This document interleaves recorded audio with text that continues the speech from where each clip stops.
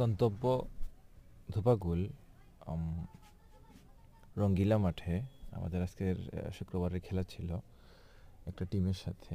তো আমাদের একটা গ্রুপ সিএনজিতে এবং আমরা 6 জন 2টা বাইকে করে রওনা হই এয়ারপোর্ট রুট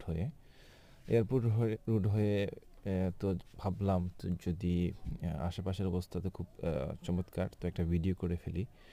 যেই ভাবা সেই কাজ, একটা ভিডিও করে ফেললাম এবং আমরা কথা বলে বলে যাচ্ছিলাম, বিভিন্ন ইস্যুতে আমরা কথা বলছিলাম।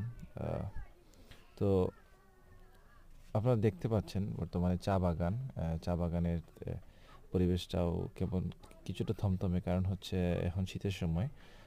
চা বাগানের চায়ের পাতাগুলো আর এখন আর আগের মতো নয়। সামনে বৃষ্টির সিজন আসলে সেই সিজনে আর কি আপনার সেই সিজনটাতে আবার নতুন পাতা গজাবে এবং এয়ারপোর্ট রুটটা প্রায় সবুজ হয়ে যাবে, এরকম একটা অবস্থা তৈরি হবে।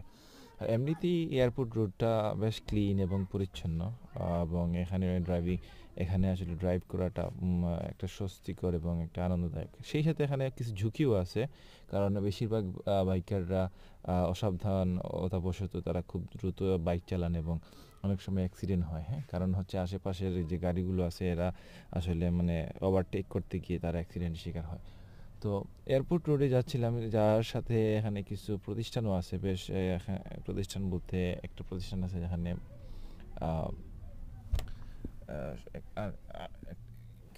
আছে একটা ক্যান্টনমেন্টের মতো একটা আছে, সম্ভবত একটা স্কুল আছে। আর স্কুলটা পাবলিক স্কুল, ভুলে গেছি স্কুলটার নাম। ক্যাডেট কলেজ, সরি, এটা ক্যাডেট স্কুল অ্যান্ড কলেজ ছিল সামনে।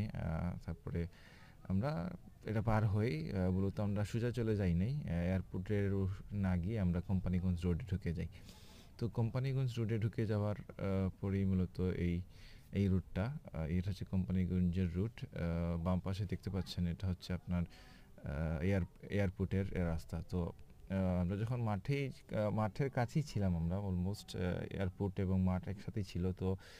তো কাছ থেকেই দেখতেছিলাম যে কীভাবে প্লেনগুলো উঠানামা করতেছে, খুব কাছ থেকেই। মনে হচ্ছে যেন আমি হাত দিয়ে ধরে ফেলতে পারবো, এরকম অবস্থা। যদিও এটা অসম্ভব, কারণ কাছ থেকে মনে হইতেছে আর কি।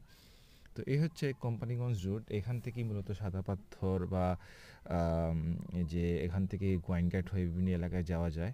তো গোয়াইনঘাট থেকে আবার ওই দিকে মুভ করা যায়। তো বিশেষ করে যারা আসতে